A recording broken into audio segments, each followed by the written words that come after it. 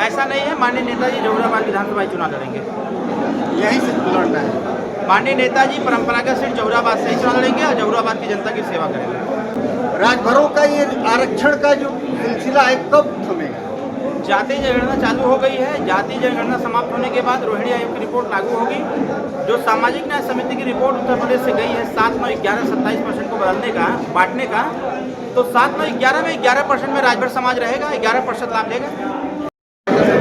तो नमस्कार, पाली news network देख रहे हैं आप। कैमरे पर उत्तर प्रदेश सरकार के पूर्व राज्य मंत्री और सुहलदेव भारतीय समाज पार्टी के राष्ट्रीय महासचिव अरविंद राजभर जी दिखाई दे रहे हैं। और आज मंत्री जी के आवास पर एक मीटिंग बुलाई गई थी कार्यकर्ताओं की।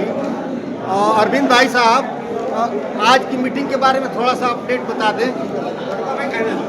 सेक्टर प्रभारियों की बैठक थी। सेक्टर प्रभारियों की बैठक में संगठन की समीक्षा की गई है और कुछ आवश्यक निर्देश भी दिए गए हैं कि संगठन कैसे और मजबूत होगा, उसी की बैठक थी यहाँ पर।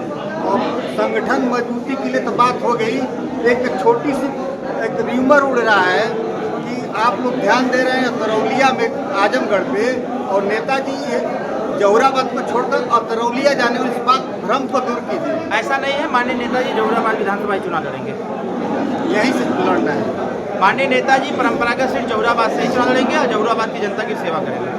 दूसरी बात, ये जो कार्यकर्ता हैं ये अपने आप में अभी आपने रिपोर्ट जो लिया है, जो निचले स्तर तक लोग नहीं पहुंच पाते हैं, आपके बड़े बड़े पदाधिकारी हमसे कई लोग कहते हैं, इसको कैसे सुदृढ़ करें? देखिए, उसी चीज़ को सही करने के लिए हमने सेक्टर की बैठक बुलाई थी और जो हमारे बूथ के प्रभारी हैं, बूथ अध्यक्षों तक की बैठक हम करेंगे। मैं स्वतः लूँगा उसको और लेकर के इस समस्या का समाधान करेंगे, क्योंकि कार्यकर्ताओं की कमी नहीं है, बस उनको सही डायरेक्शन देने की आवश्यकता है, दिशा निर्देश की आवश्यकता है। एक बहुत पुराना क्वेश्चन है, जैसे गोड़ बिरादरी हुआ, खरवार बिरादरी का कोई बड़ा नेता नहीं था।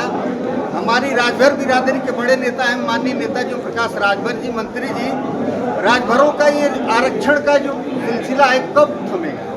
जाति जनगणना चालू हो गई है। जाति जनगणना समाप्त होने के बाद रोहिणी आयोग की रिपोर्ट लागू होगी।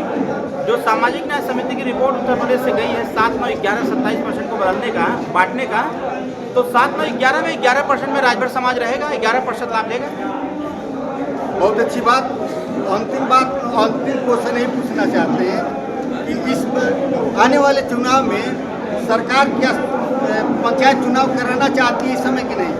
देखिए, जिस प्रकार की सिचुएशन डेवलप हुई है, क्योंकि मामला कोर्ट में है, जब तक कोर्ट का जवाब नहीं आएगा तब तक चुनाव नहीं होगा। यदि चुनाव होता है पंचायत चुनाव और चुनाव विधानसभा चुनाव, तो सुहलदेव भारतीय समाज पार्टी कितने सीटों पर लड़ सकती है?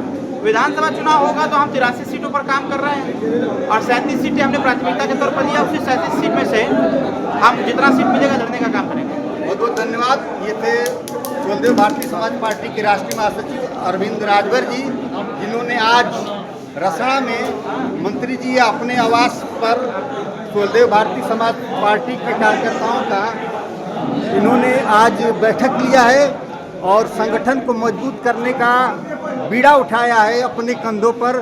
संगठन को कैसे मजबूत किया जाए, जो भ्रम है उस भ्रम को दूर कैसे किया जाए, इन्हीं सब बातों को लेकर आज बैठक हुई थी रसड़ा में माननीय ओम प्रकाश राजभर पंचायती राज मंत्री के आवास पर। तो कैमरे पर देख रहे हैं कार्यकर्ताओं से घिरे हुए अरविंद राजभर जी। कार्यकर्ताओं की कुछ शिकायतें हैं, कुछ कार्य हैं जो लिखित रूप से दिए जा रहे हैं और उन कार्यों को लेकर उस पर अमल करने का काम किया जाएगा।